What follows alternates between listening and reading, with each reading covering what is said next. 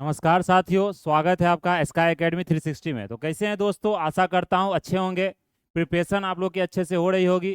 तो जितना भी दोस्तों अभी एग्जाम आने वाला है, चाहे वो बिहार एसआई के रिलेटेड हो, चाहे वो बीपीएससी एडीओ हो, चाहे वो बिहार का सीजीएल हो, चाहे 12th लेवल, ग्रेजुएट लेवल, और अभी नोटिफिकेशन आप देखेंगे कि रेलवे द्वारा भी दिया गया है। जो अभी साइट पर तो नहीं मिलेगा, लेकिन फिर भी अभी नोटिफिकेशन दिया गया है कि मतलब कि जो 8,000 कुछ पोस्ट आपको किसमें, नॉन टेक्नीशियन में, तो उसमें भी आपको जो करंट अफेयर्स का जो पोर्शन है, तो बहुत सारा वैकेंसी दोस्तों आ रहा है। तो इस बार आप उस मौका से मत चूकिए, अपना जो सीट है उसको पक्का कीजिए। तो जैसा कि दोस्तों हम लोग डिस्कस क्या कर रहे थे, करंट अफेयर्स क्या डिस्कस कर रहे थे, करंट अफेयर्स। और करंट अफेयर्स में हम लोग शुरू किए थे इंटरनेशनल ऑर्गेनाइजेशंस। जो इंटरनेशनल ऑर्गेनाइजेशंस की दोस्तों हम बात करें यहाँ पर, तो जो अंतर्राष्ट्रीय जितने भी ऑर्गेनाइजेशंस है, जिसे आप जितने भी ऑर्गेनाइजेशंस है, उस ऑर्गेनाइजेशन जिसमें इंडिया का क्या है, मेंबरशिप है। इंडिया मतलब उसमें मेंबर है, किसी तरह से बोल सकते हैं इंडिया भी उसका मेंबर है। वही सारा ऑर्गेनाइजेशन हमारे लिए क्या होता है, इंपॉर्टेंट हो जाता है, महत्वपूर्ण हो जाता है। तो जितने भी संस्थाएं, अंतर्राष्ट्रीय संस्थाएं हैं, वो सारे संस्थाएं के बारे में हम लोग बारी बारी से देख रहे हैं। तो जिसमें हमने कहाँ तक देख लिया था, यूनाइटेड नेशन जो यूएनईपी तक हमने डिस्कस कर लिया था। अब हमारा अगला जो संस्था है दोस्तों, उसका नाम है यूएनएफसीसी। क्या नाम है उसका? यूएनएफसीसी। तो अगर हम बात करेंगे यूएनएफसीसी की, सबसे पहले इसका फुल फॉर्म भी आपको पता होना चाहिए। इसका फुल फॉर्म क्या है? United nation framework convention on climate change. क्या है इसका? United Nation convention framework convention on climate change, जिसको हम यूएनएफसीसी बोलते हैं। यूएन का बॉडी है। अगर हम देखें तो COP29, आप जानते हैं, कॉन्फ्रेंस ऑफ पार्टीज होता है इन्वायरमेंट से रिलेटेड। बहुत सारे इसमें मेमोरेंडम ऑफ एमओयू साइन होता है। बहुत सारे बोल सकते हैं ऑर्गेनाइजेशंस या डिफरेंट डिफरेंट कुछ पॉलिसीज बनाया जाता है डिफरेंट गवर्नमेंट्स के द्वारा। वर्ल्ड के जितने भी गवर्नमेंट्स हैं जो जो इंपॉर्टेंट क्लाइमेट चेंज से रिलेटेड, तो ये सब सारा चीज इसमें चेंजेस आपको लाया जाता है, इसमें पॉलिसी बनाया जाता है। तो हमारे लिए इंपॉर्टेंट क्या है यहाँ पर कि इसका जो COP29 का जो मीटिंग हुआ था, वो कहाँ हुआ था? बाकू, जो कि कहाँ है? अजरबैजान में। तो ये चीज आपको ध्यान रखना है कि इसका मीटिंग, लेटेस्ट मीटिंग क्या होता है, क्योंकि अभी एग्जाम में 18th ब्रिक्स समिट के बारे में पूछ दिया गया था। अभी से बोल सकते हैं कि 16th ब्रिक्स समिट के बारे में पूछ दिया गया था। 18th G20 के समिट के बारे में पूछ, जो हमारे देश में भारत में हुआ था, न्यू दिल्ली में। तो वो सब सारा जो इन्फॉर्मेशन होता है दोस्तों, जो भारत से रिलेटेड होता है, इंडिया से रिलेटेड है, वो सब इन्फॉर्मेशन आपके लिए इंपॉर्टेंट है। तो इसलिए इंटरनेशनल ऑर्गेनाइजेशन की बात करेंगे यहाँ पर। तो बाकू क्लाइमेट यूनिटी पैक्ट भी यहाँ पर साइन हुआ था। क्योंकि बाकू कहाँ पर हुआ था? ये अजरबैजान में। ये चीज ध्यान रखना। सबसे इंपॉर्टेंट हमारे लिए हेडक्वार्टर है। हेडक्वार्टर इसका कहाँ है दोस्तों? जर्मनी में है। ये चीज आपको ध्यान रखना। हेडक्वार्टर की बात करें, बॉन, बॉन कहाँ है? जगह है जो जर्मनी में है, वहां पर इसका हेडक्वार्टर है। जो मुख्य बोल सकते हैं कि जो संस्था का जो मुख्य हेडक्वार्टर होता है, जिसके मेन हेडक्वार्टर्स की बात बोलते हैं। फिर अगर जो इसका यूएनएफसीसी का देखें, तो इसका जो सबसे पहले जो इसको बनाया गया था, एस्टेब्लिशमेंट जो हुआ था 1992 में, वो था अर्थ समिट। वो कहाँ हुआ था? रायो डी जेनेरियो। और ये 1994 में आपको फोर्स में आया। तो रायो डी जेनेरियो आपको याद रखना। रायो डी जेनेरियो कहाँ है दोस्तों? ये ब्राजील में है। ये चीज आपको यहाँ पर ध्यान रखना है। तो यहाँ पर इसका अर्थ समिट के समय भी इसका इस जो बॉडी है यूएनएफसीसी ऑर्गेनाइजेशन, इसका फॉर्मेशन हुआ था। ऑब्जेक्टिव क्या है कि ग्रीन हाउस गैस जो होता है उसको, कंसंट्रेशन को एटमॉस्फेयर में कम करना। जो डेंजरस एंथ्रोपोजेनिक इंटरफेरेंस होता है क्लाइमेट सिस्टम के साथ। एंथ्रोपोजेनिक जानते हैं, जो मानव गतिविधि के कारण, जो मानव के कारण जो उत्सर्जन होता है कार्बन का, जो कार्बन का इमिशंस होता है हमारे जैसे हम लोग पॉल्यूशन करते हैं, चाहे हम अब किसी तरह का पेड़ काट रहे हैं, तो वो भी क्या होते हैं? कार्बन का उत्सर्जन कर रहे, पॉल्यूशन कर रहे हैं। चाहे हम व्हीकुलर इमिशन हुआ, जो गाड़ी चलाते हैं उससे भी जो धुआं निकलती है, चाहे हम फैक्ट्री सेटअप करते हैं, तो ये सब क्या है कि मानव जनित एक बोल सकते हैं कार्बन उत्सर्जन है, एक बोल सकते हैं उत्सर्जन है, या एक एंथ्रोपोजेनिक एक्टिविटी है। तो इसको यहाँ पर कम करना। और ये इसके जो मेंबरशिप है 198 इसमें कंट्रीज हैं, लेकिन उसमें इंडिया भी है, तो इसलिए हमारे लिए ज़्यादा इंपॉर्टेंट हो जाता है। अगर देखें तो बहुत सारा यूएनएफसीसी में कॉप मीटिंग में क्या हुआ, साइन हुआ। जैसे क्योटो प्रोटोकॉल की बात करते, तो ये 1997 में साइन हुआ था क्योटो प्रोटोकॉल। तो एग्जाम में आपसे कभी कभी क्योटो प्रोटोकॉल, पेरिस एग्रीमेंट, ये सब एक क्रोनोलॉजिकल ऑर्डर, जैसे हमने यूपीसीएस का क्वेश्चन देखा था, तो वहाँ हमने देखा था ना, एक क्रोनोलॉजिकल, एक काल क्रमानुसार में आपसे क्वेश्चंस को सजाने के लिए पूछा जाता है ऑप्शंस को। तो क्या होता है कि इस तरह का जो क्वेश्चन होता है क्योटो प्रोटोकॉल के बारे में, पेरिस एग्रीमेंट के बारे में, चाहे यूएनएफसीसी के बारे में, इस तरह से आपसे पूछा जा सकता है। मॉन्ट्रियल प्रोटोकॉल हो गया। तो जो क्योटो प्रोटोकॉल हुआ था, ये 1997 में बाइंडिंग कमिटमेंट्स था किसके बीच में? Developed nations to reduce green house. तो ये ग्रीन हाउस गैस को कम करने के लिए क्या था कि एक बाइंडिंग कमिटमेंट था डेवलप कंट्री के बीच में। फिर पेरिस एग्रीमेंट हुआ 2025 2015 में, ये COP 21 में हुआ था पेरिस एग्रीमेंट, जिसमें हम देख लेंगे इंटरनेशनल सोलर अलायंस की बात, इसमें भी इसी का गठन यहीं पर किया गया था। तो global accord to limit temperature rise below 2 degree, तो इसका यहाँ पर जो मतलब बोल सकते हैं एक इन्होंने यहाँ पर एक टारगेट बनाया है कि जो टेम्परेचर है उसको हम लोग 2 डिग्री से नीचे रखेंगे, 2 डिग्री से ऊपर नहीं, क्योंकि 2 डिग्री से ऊपर जाएगा तो बहुत भयावह स्थिति हो सकता है पूरे बोल सकते हैं पृथ्वी का। क्लाइमेट चेंज इतना तेजी से आपको होगा कि पूरा मतलब बोल सकते हैं जितने भी शहर हैं जो कोस्टल है वो सारे शहर क्या होते हैं डूब जाएंगे। फिर जो बारिश का जो पूरा मौसम का जो क्या होगा पूरा सिस्टम चेंज हो सकता है। तो वही मानव फिर मतलब बहुत ज़्यादा बोल सकते हैं कि ह्यूमन जो, क्योंकि 6 मास एक्सटिंक्शन में हम लोग जी रहे हैं, तो ये क्या हो सकता है बहुत मतलब एक तरह से विलुप्त हो सकते हैं, पूरा जाति विलुप्त हो जाएगी, पूरा जितने प्रजाति है वो सारा प्रजाति विलुप्त हो जाएगी। इसलिए मतलब 2 डिग्री से आपको नीचे रखना ये साइंटिस्ट का पूरा मतलब कहना है। और मतलब एम किया जा रहा है कि 1.5 डिग्री सेल्सियस तक रखा जाए, लेकिन उससे ज़्यादा हो, लेकिन मतलब 2 डिग्री से आपको कम होना चाहिए। लेकिन कोशिश किया जा रहा है कि 1.5 डिग्री सेल्सियस आपका क्या हो, एम किया जा रहा है कि टेम्परेचर उससे ज़्यादा ना बढ़े। फिर अगला हमारा यूएनसीसीडी, तो यूएनसीडी ये भी यूनाइटेड नेशंस का बॉडी है। यूएनसीसीडी इसका फुल फॉर्म क्या है दोस्तों, फुल फॉर्म याद रखा, United Nation Convention on United Nation Convention to combat desertification, मतलब जो डेजर्टिफिकेशन जो मरुस्थलीय जो पूरा एरिया हो जाता है, अगर पेड़ पौधा आप काट रहे हैं पूरी तरीके से जंगल को समाप्त कर रहे हैं तो क्या होता है धीरे धीरे जमीन बंजर हो जाता है, समझ रहे हैं, तो उसी को डेजर्टिफिकेशन बोला जाता है। डेजर्टिफिकेशन को बचाने के लिए, पेड़ को लगाने के लिए ये सब ये जो है ऑर्गेनाइजेशन आपको बनाया गया है। तो रिसेंटली बोला था some new initiatives and reports were launched at the COP 16 of the UNCC. ये COP 16 दोस्तों अलग है, यूएनसीसी जितने भी यूएन का जो इन्वायरमेंट से रिलेटेड जितने भी ऑर्गेनाइजेशंस है इनिशिएटिव्स है उसमें ये सब सारा जो मीटिंग होता है दोस्तों ये अलग अलग होता है। CBD का अलग मीटिंग देखेंगे आप, यूएनएफसीसी का अलग देखेंगे, इंपॉर्टेंट हमारे लिए यूएनएफसीसी ज़्यादा होता है। तो इसमें देखेंगे यूएनसीसीडी में ये सऊदी अरेबिया में हुआ था COP 16 यूएनसीसीडी का। इसका भी हेडक्वार्टर दोस्तों बॉन जर्मनी, हमने यूएनएफसीसी का भी हेडक्वार्टर बॉन जर्मनी देखा, इसका भी हेडक्वार्टर कहाँ आपको बॉन जर्मनी में है। प्लस अगर इसमें बात करें तो ये एक social legally binding international agreement है, मतलब इसमें आप साइन करते हैं तो आपको यहाँ पर बाइंडिंग मतलब कि आपको वो काम करना जो पॉलिसी बनाएगा उस पॉलिसी के अनुसार, जैसे पेरिस एग्रीमेंट है वो क्या एक बाइंडिंग एग्रीमेंट है, आपको उतना डिग्री सेल्सियस तक के नीचे ही टेम्परेचर को रखना है। एनवायरमेंट और develop to sustainable land management, genesis देखे इस्टेब्लिशमेंट 1994 में हुआ था, 197 कंट्रीज के मेंबर है, यूरोपियन यूनियन भी इसका मेंबर है। ऑब्जेक्टिव्स क्या है, प्रोटेक्ट और रिस्टोर, लैंड को रिस्टोर करना है, प्रोटेक्ट करना है। बॉटम अप अप्रोच है कि लोगों के द्वारा ये मतलब ग्राउंड लेवल पर ये पूरा काम किया जाएगा, आपको लोकल पीपल का इसमें पार्टिसिपेशन होना चाहिए। फिर रिपोर्ट्स देखें तो ग्लोबल लैंड आउटलुक रिपोर्ट इनके द्वारा निकाला जाता है, किसके द्वारा निकाला जाता है, यूएनसीसीडी के द्वारा। तो ये चीज आपको यहाँ पर ध्यान रखना है। अगला देखिए, इसमें अगला जो इन्फॉर्मेशन की अगर हम बात करें इसमें तो आप देख सकते हैं कि फ्लैगशिप जो इनिशिएटिव है यहाँ तो जो फ्लैगशिप इनिशिएटिव की अगर बात करें तो बहुत सारे इनिशिएटिव इसके द्वारा लाया गया। लैंड डिग्रेडेशन न्यूट्रलिटी, इसको क्या करता है यहाँ पर टीएसपी जिसको बोलते हैं कि टारगेट्स को अचीव करना है, लैंड को डिग्रेड करने से रोकना है, सस्टेनेबल मैनेजमेंट के लैंड के लिए। तो यहाँ पर इंडिया जो कमिट किया है कि हम 26 मिलियन हेक्टेयर्स लैंड को क्या करेंगे, रिस्टोर करेंगे 2030 तक। फिर अगर 2017 में देखें तो स्ट्रेटेजिक फ्रेमवर्क इतना रिपोर्ट आया था 2018 से 30 तक, जिसमें कि नेशंस को एक बोला जा रहा है कि डेजर्टिफिकेशन, लैंड डिग्रेडेशन या ड्राउट का जो कंसर्न्स है इसको एक नेशनल पॉलिसीज में लेकर आइए, इसको आप खत्म कीजिए, इसको मतलब कि चेंज कीजिए, क्योंकि ड्राउट का कंडीशन बहुत ज़्यादा आज के समय में देखते हैं, ड्राउट का कंडीशन बहुत ज़्यादा हो रहा है, इससे फूड सिक्योरिटी को लेकर बहुत सारे प्रॉब्लम लोगों को झेलना पड़ रहा है। फिर बहुत सारे इनिशिएटिव्स है, ग्रेट ग्रीन वॉल ये भी इनिशिएटिव्स लाया गया था यूएनसीसीडी के द्वारा। फिर चैंगवोन इनिशिएटिव 2011 में ये भी लाया गया था। इंटरनेशनल ड्राउट रेजिलियंस अलायंस 2022 में लाया गया था। फिर G20 ग्लोबल लैंड इनिशिएटिव्स भी 2020 में लाया गया। तो ये सारा बॉडी का जो मतलब यूएनसीसीडी के अंदर ये सब सारा इनिशिएटिव आपको देखने को मिलेगा।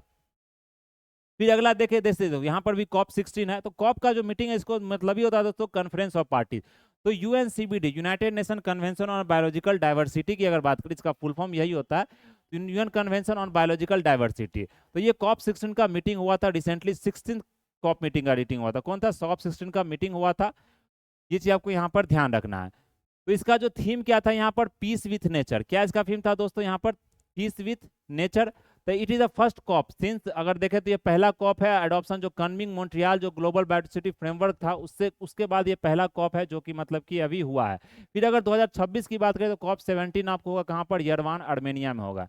ये चीज आपको यहाँ पर ध्यान रखना है। और इसका ओरिजिन देखें दोस्तों तो ये लीगल बाइंडिंग ट्रीटी यह भी है, United nation conference on environment and development के द्वारा ये चीज पूरा किया जाता है। अगर बात करें तो अर्थ समिट रायो डी जेनेरो ब्राजील में 1992 में इसका गठन किया गया था। 1993 में ये फोर्स में आया, जो कि काम करता है यूएनईपी के अंदर। फिर ऑब्जेक्टिव्स क्या है कि बायोलॉजिकल जो डाइवर्सिटी है, जितने भी विविध तरह के जो प्राणी हैं, जो मतलब प्रजातियां, उनको यहाँ पर क्या बचाव करना, कंजर्वेशन करना। फिर सस्टेनेबल यूज करना, किसी भी कंपोनेंट्स का फेयर इक्विटेबल डिस्ट्रीब्यूशन होना चाहिए। किसी भी चीज को अगर जो कोई चीज जेनेटिक आप कोई चीज बनाते हैं, कोई जेनेटिक मॉडिफिकेशन करते किसी क्रॉप में लेकर या किसी ऑर्गेनिजम्स को लेकर, तो उसको आपको एक शेयर देना चाहिए। मतलब शेयर बोल सकते हैं कि आप जैसे शेयर इक्विटेबल में क्या होगा कि दूसरे देश को भी आपको बताना चाहिए उसके प्रोज के बारे में, उसके कॉन्स के बारे में। फिर अगर देखें इसका सेक्रेटरी है, जिसको आप हेडक्वार्टर बोल सकते हैं यहाँ का, मॉन्ट्रियल। कहाँ पर है ये? मॉन्ट्रियल में, जो कि कनाडा में जगह है मॉन्ट्रियल, वहां पर इसका सेक्रेटरी हेडक्वार्टर है। अगर मेंबर्स की बात करें तो 196 कंट्रीज है इसमें। इंडिया ने 1994 में ज्वाइन किया इसे। यूएस देखे तो यूएस ने अभी तक इसका मेंबरशिप तो है, लेकिन रेटिफाइड नहीं किया इस कन्वेंशन को, क्योंकि कन्वेंशन बाइंडिंग है, इसलिए उसने अभी तक रेटिफाइड नहीं किया। फिर अगर गवर्निंग मैकेनिज्म्स की बात करें तो कॉप मीट्स एवरी 2 ईयर्स, हर एक 2 साल में क्या होता है यहाँ पर मीटिंग होती है। इसको बाइनियल बोलते हैं, बाई एनुअल नहीं, बाई एनुअल मीट होता है 1 साल में 2 बार, बाइनियल मीट होता है 2 साल में 1 बार। जो हमने वन स्थिति रिपोर्ट के बारे में पढ़ा था ना, वो भी क्या होता है, रिपोर्ट आपको इंडियन फॉरेस्ट सर्वे जो रिपोर्ट होता है वो भी 2 साल में 1 बार आता है। 2023 में आया तो 2025 में अब आएगा, लेकिन याद आपको 2023 तक का ही करना है, क्योंकि हर एक एग्जाम में एक ने क्वेश्चन वहां से पूछा जाता है। इस चीज को आप ध्यान रखेंगे। चलिए यहाँ तक क्लियर है दोस्तों। फिर अगला देखिए प्रोटोकॉल्स और टारगेट, जो यूएनसीबीडी के अंदर, United Nation Convention on Biological diversity के अंदर जो प्रोटोकॉल्स है, तो कार्टिजिना प्रोटोकॉल्स, ये क्या बायो सेफ्टी को लेकर प्रोटोकॉल्स है। इसमें सेफ हैंडलिंग, ट्रांसपोर्ट और use of living modified organism, जिस तरह के मॉडिफाइड ऑर्गेनिजम्स बनाया जाता है आज के समय आप देखते हैं कि जेनेटिक मॉडिफिकेशन बहुत सारा ज़्यादा होने लगा, जीन एडिटिंग हो गया, तो उस तरह के ऑर्गेनिजम्स का जो हैंडलिंग है वो आपको श्योर सेफ्टी होना चाहिए। कहीं आप भेज रहे हैं उसको तो वहाँ पर भी सेफ्टी आपको ध्यान में रखना पड़ेगा। फिर हमारा नागोया है, Nagoya Kuala Lumpur supplementary protocol. इसका मतलब क्या है कि इंटरनेशनल रूल्स और प्रोसीजर देता है कि कोई भी मतलब कि एलएमओस के लिए, मतलब इसके अंदर जो बोल सकते हैं कि आपको लिविंग मॉडिफाइड ऑर्गेनिजम्स होता है, इसके पीछे का जितना भी रूल रेगुलेशन होता है वो सारा Nagoya Kuala Lumpur supplementary protocol के द्वारा बनाया जाता है। फिर Nagoya protocol on access and benefit sharing में होता है कि शेयर करना पड़ता है बेनिफिट का, जो आप यूटिलाइज किए किसी भी जेनेटिक रिसोर्सेज का, उसको फेयर इक्विटेबल आपको शेयरिंग देना पड़ेगा। फिर एक है हमारा ऐची बायोडाइवर्सिटी। ऐची बायोडाइवर्सिटी क्या है दोस्तों, ये 20 ग्लोबल बायोडाइवर्सिटी टारगेट्स है, जो कि 5 गोल्स के अंदर इसको डिवाइड किया गया। इसको स्ट्रेटेजिक प्लान फॉर बायोडाइवर्सिटी 2011 से 20 तक इसको क्या किया गया, बनाया गया है, जो बायोडाइवर्सिटी को क्या करे, कंजर्व करेगा, और जो बेनिफिट्स होगा वो पीपुल को, वो लोगों के द्वारा लोगों को दिया जाएगा। तो ये सब सारा चीज एनवायरनमेंट से रिलेटेड है, ये आपको यहाँ पर ध्यान रखना पड़ेगा। अगला हमारा UN department of economic and social affair, जिसको आप यूएन डेसा बोल सकते हैं, department of economic and social affairs. इसका हेडक्वार्टर की बात करते हैं, हेडक्वार्टर आप देख सकते हैं यहाँ पर, कहाँ हेडक्वार्टर इसका, यूएसए में हेडक्वार्टर है, न्यूयॉर्क में।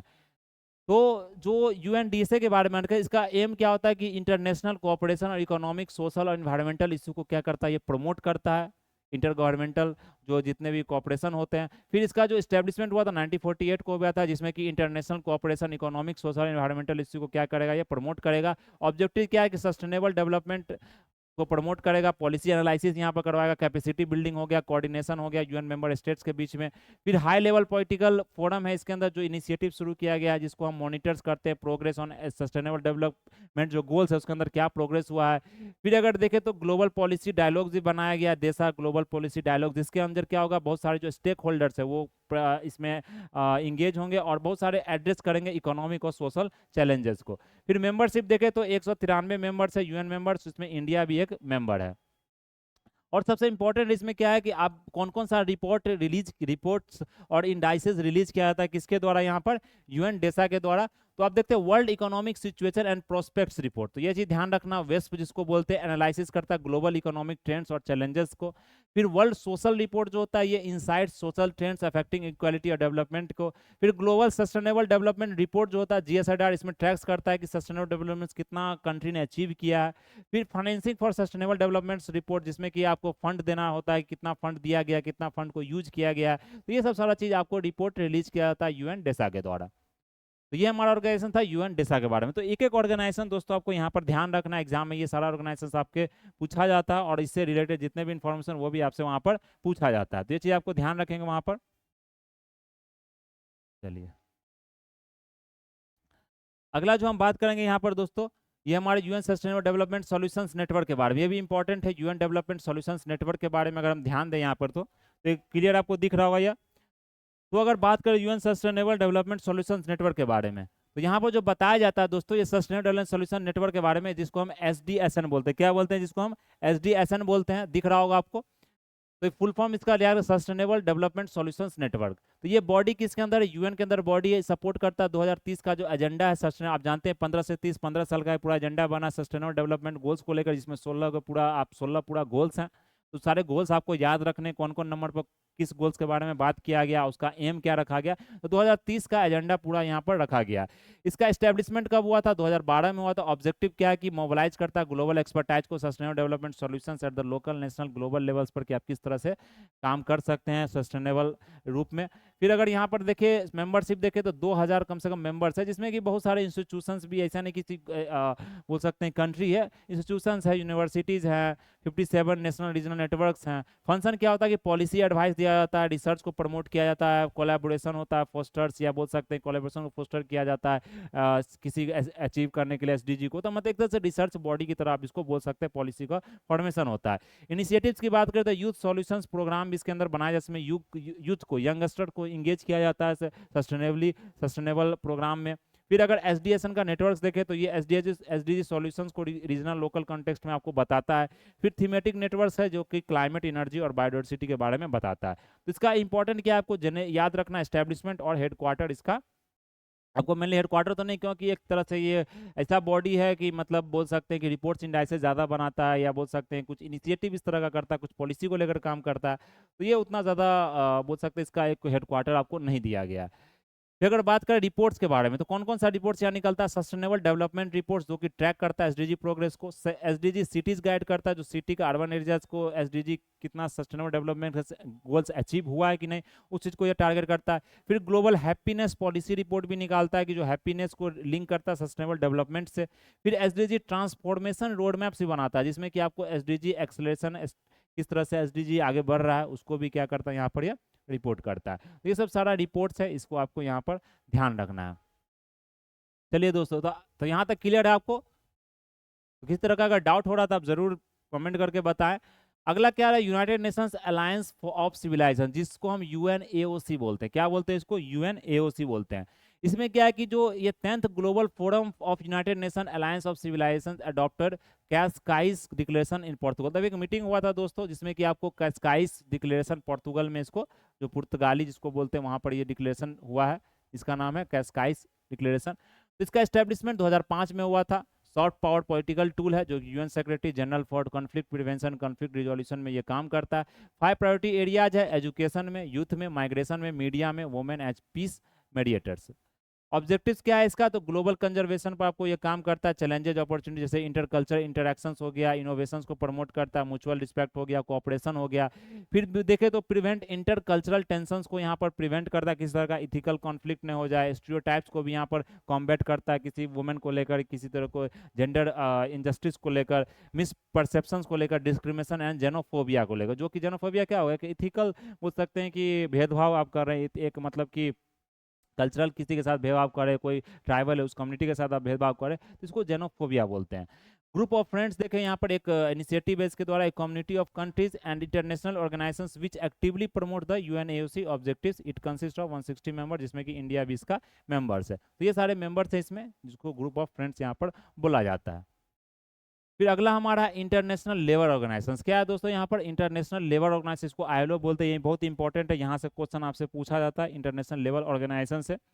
तो सबसे इंपॉर्टेंट जो इसमें बात यहाँ पर आपको याद रखना है कि जो इंटरनेशनल लेबर ऑर्गेनाइजेशन होता है, ये अभी इसने क्या किया, एक रिपोर्ट्स को रिलीज किया। क्या किया इसने? रिपोर्ट्स को रिलीज किया। इसको world employment and social outlook trends report कहते हैं 2025 का। तो ये चीज़ आपको ध्यान रखना। एम्प्लॉयमेंट और सोशल, और मतलब एम्प्लॉयमेंट से रिलेटेड ये आपको, या किसी तरह के बोल सकते हैं लेबर से रिलेटेड कुछ रिपोर्ट निकालता है आईएलओ। इसका जो हेडक्वार्टर दोस्तों ये कहाँ है? जेनेवा स्विट्जरलैंड में। कहाँ पर? ये जेनेवा स्विट्जरलैंड में। ये चीज़ आपको यहाँ पर ध्यान रखना है।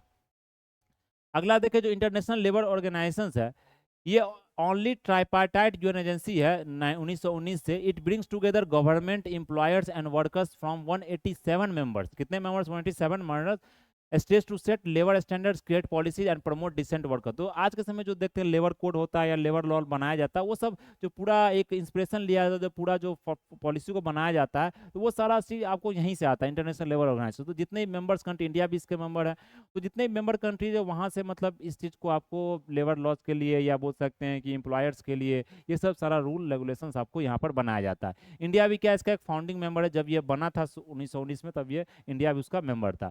जेनेसिस देखे तो ये 1919 में क्रिएट किया गया था ट्रीटी ऑफ वर्साइलेज के बारे, as part of treaty Versailles that ended World War One. तो वर्ल्ड वार वन जो खत्म हुआ था दोस्तों, जिसको जहाँ पर एक ट्रीटी ऑफ वर्साइलेज साइन हुआ था, ये आपको ध्यान रखना, वर्ल्ड वार वन जो खत्म हुआ उसमें कौन सा ट्रीटी साइन हुआ था, ट्रीटी ऑफ वर्साइलेज। तो जो ट्रीटी ऑफ वर्साइलेज आपको साइन किया गया था, तो वहां पर देखेंगे उसका ऑब्जेक्ट मतलब जो उसके बाद ही ये आपको बना था कौन सी, आईएलओ, इंटरनेशनल लेबर ऑर्गेनाइजेशन।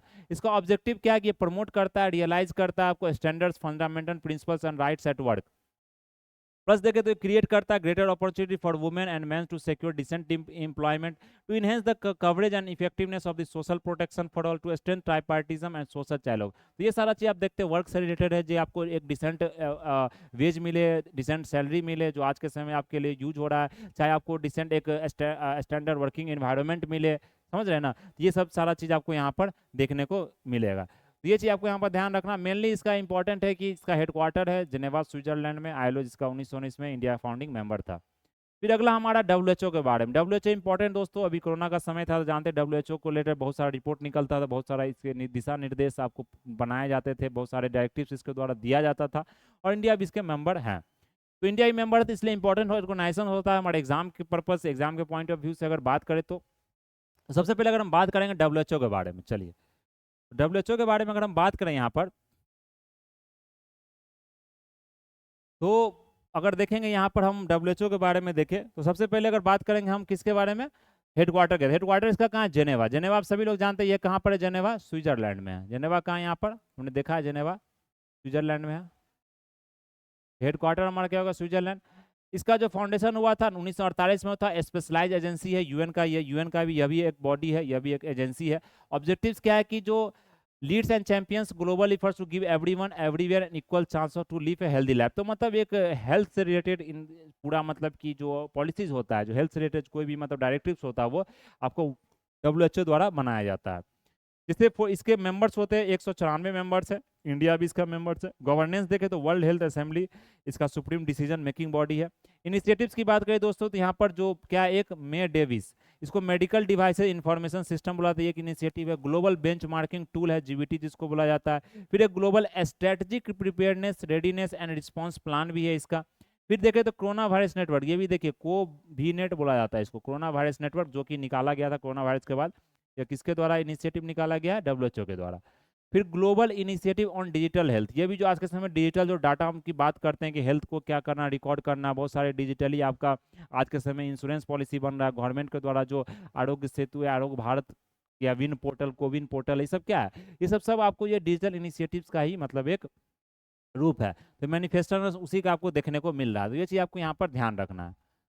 ये किसके बारे में था दोस्तों, यहाँ पर डब्ल्यूएचओ के बारे में। अगला हमारा है दोस्तों डब्ल्यूएमओ के बारे में, जिसको बोलते हैं वर्ल्ड मेट्रोलॉजिकल ऑर्गेनाइजेशन। तो ये मतलब कि बोल सकते हैं कि क्लाइमेट से रिलेटेड इस पर बात की जाती है वर्ल्ड मेट्रोलॉजिकल ऑर्गेनाइजेशन में। तो जिसका हेडक्वार्टर कहाँ है, जेनेवा है। कहाँ है इसका हेडक्वार्टर, इसका हेडक्वार्टर की बात करें तो जेनेवा स्विट्जरलैंड में। तो देख रहे हैं डब्ल्यूएचओ का हेडक्वार्टर, तो कम से कम आपको हेडक्वार्टर जो जो सिमिलर लगता है आपको यूएन एजेंसी का, तो उसको एक जगह आप लिख ले तो क्या होगा, आसानी से आपको वो याद होगा। तो हेडक्वार्टर इसका जेनेवा स्विट्जरलैंड में। ये एक स्पेशलाइज्ड एजेंसी है यूएन का, और UN authoritative voice on the state on earth atmosphere. फिर अगर ये एटमॉस्फेयर के बारे में, ओशियंस के बारे में, क्लाइमेट के बारे में ये सारा डाटा आपको बताता है, सारी जानकारी आपको देता है। फिर अगर इसका जो इस्टेब्लिशमेंट 1950 में हुआ था, उस समय इसका नाम था इंटरनेशनल मेट्रोलॉजिकल ऑर्गेनाइजेशन, जिसको आप चेंज करके वर्ल्ड मेट्रोलॉजिकल ऑर्गेनाइजेशन बोल दिया गया। 193 इसका मेंबर 193 मेंबर है इसमें, इसमें इंडिया भी इसके मेंबर है। फिर रिपोर्ट्स देखें तो state of global climate report यहाँ पर निकाला जाता है, इसमें कि 2023 में बताया गया था कि वार्मेस्ट ईयर था रिकॉर्ड, मतलब आज तक का पूरे हिस्ट्री का, पूरे बोल सकते हैं पूरे इतिहास का सबसे गर्म जो साल था, जो सबसे गर्म साल, सबसे वार्मेस्ट जो ईयर था, वो कौन था, 2023 था। ये चीज आपको ध्यान रखना, एग्जाम में इस तरह से स्टेटमेंट आपसे पूछ दिया जा सकता है। फिर अगला हमारा क्या कि ग्लोबल एवरेज देखे तो near surface temperature at 1.4 degree Celsius above the pre industrial level हो गया ये। फिर ग्रीन हाउस गैस लेवल देखे, surface temperature, ocean heat, acidification, rich records high. तो ये मतलब की फाइंडिंग्स था आपको ग्लोबल क्लाइमेट रिपोर्ट के बारे में। फिर इसके द्वारा यहाँ डब्ल्यू ओजोन और यूवी बुलेटिन निकाला जाता है अल्ट्रावायलेट रे के बारे में। तो यहाँ पर बताया गया था कि ozone layer is recovering. Ozone layer जो एक तरह से पूरा छेद हो गया था, वो ओजोन लेयर में छेद नहीं होता, तो होल, ओजोन होल की हम बात करते हैं, मतलब ओजोन का जो लेयर है वो पतला होता है, उसी को हम ओजोन होल बोलते हैं। ये मत समझिएगा कि ओजोन है उसके अंदर में छेदा हो गया, नहीं, ऐसा होगा तो दोस्तों इंसान ही नहीं बचेगा। क्योंकि यूवी लाइट जो इतना खतरनाक लाइट होता है कि वो मतलब पूरा बीमारी फैल जाएगा, मतलब कि यहाँ फसल वसल तो छोड़ दीजिए, मतलब इंसान ही नहीं बचेगा। तो वो मतलब एक उसका जो लेयर था वो लेयर पतला होता गया, उसी को ओजोन होल बोला गया। लेकिन वो धीरे धीरे लेयर क्या होता गया, रिकवर करते गया, वो धीरे धीरे अपना परत फिर बढ़ाते गया। तो डिप्लीटिंग सब्सटेंस जैसे जैसे खत्म हुआ, ओडीए जैसे क्लोरोफ्लोरोकार्बन जो फ्रिज में, रेफ्रिजरेटर में, जितने भी तरह के कूलर में, सब सारे चीज में जो कूलिंग अप्लायंसेस था उसमें यूज किया जाता था। फिर अगर फुल रिकवरी देखे तो 298 लेवल्स तक बताया जाता है, एक्सपेक्ट किया गया 2066 तक ओवर अंटार्कटिका।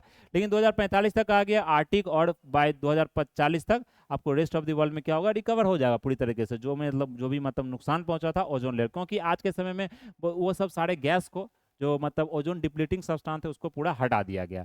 फिर एक रिपोर्ट निकाला था air quality and climate bulletin. क्या निकाला था, air quality and climate bulletin. इस रिपोर्ट में क्या होता है कि यहाँ पर स्टेट ऑफ एयर क्वालिटी और इसका कनेक्शन टू क्लाइमेट चेंज बताया जाता है, कि मतलब एयर क्वालिटी से क्या क्लाइमेट चेंज पर असर पड़ता है वो भी बताया जाता है। फिर अगर देखें तो ग्लोबल पार्टिकुलेट मैटर, ये हॉट स्पॉट, इसके द्वारा ये भी एक रिपोर्ट निकाला, जिसमें एग्रीकल्चर एरिया जैसे सेंट्रल अफ्रीका, पाकिस्तान, इंडिया, ये सब के बारे में यहाँ बताया जाता है। तो की फाइंडिंग्स है यहाँ पर, जहाँ पर सबसे ज़्यादा हॉट स्पॉट, मतलब सबसे ज़्यादा पार्टिकुलेट मैटर आपको निकलता है, चाहे 2.2 हो गया, पार्टिकुलेट मैटर PM10 हो गया। अदर देखें तो state of global water resources report, global annual to decadal climate update, या ग्रीन हाउस गैस बुलेटिन। तो ये सब सारा जो देखे gas, green house gas related, carbon से रिलेटेड, चाहे आप देखें ओशियन से रिलेटेड, क्लाइमेट चेंज से रिलेटेड, ये सब सारा रिपोर्ट आप देखेंगे वर्ल्ड मेट्रोलॉजिकल ऑर्गेनाइजेशन द्वारा निकाला जाए। इसका हेडक्वार्टर कहाँ है, आपको जेनेवा, स्विट्जरलैंड। तो ये चीज़ आपको यहाँ पर ध्यान रखना है। तो ये हमारा किसके बारे में था दोस्तों, WMO के बारे में था।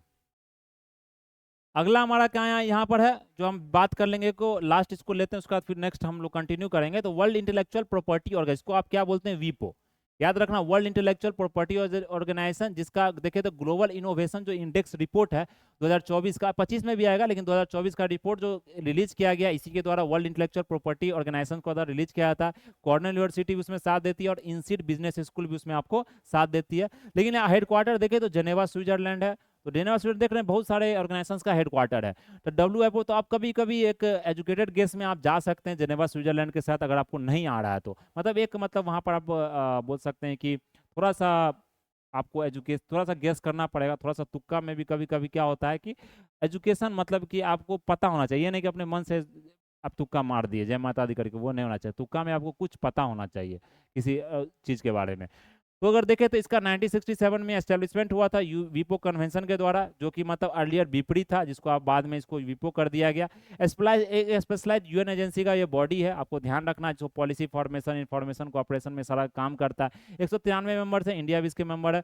वीपो एडमिनिस्टर्ड ट्रीटीज जैसे Berne convention, Washington treaty, Paris convention, Singapore treaty on the law और ट्रेडमार्क, तो ये सब सारा आपको एडमिनिस्टर किया जाता है किसके द्वारा, वीपो के द्वारा। तो ये मतलब इंटेलेक्चुअल प्रॉपर्टी ऑर्गेनाइजेशंस का एक बॉडी है, तो आपको ध्यान रखना UN का एक एजेंसी है। तो ये था हमारा दोस्तों जो आज का इस करंट अफेयर्स में, इसको ज़्यादा लेंदी नहीं रखेंगे, क्योंकि आपको करंट अफेयर्स है तो थोड़ा 25 मिनट 30 मिनट के ही अंदर रखेंगे, तो इसको बार बार आप रिवाइज कर सकते हैं। तो मिलते हैं हमारे नेक्स्ट लेक्चर में, तब तक के लिए पढ़ते रहिए, आगे बढ़ते रहिए, और take care. Thanks for watching this video. जय हिंद, जय भारत।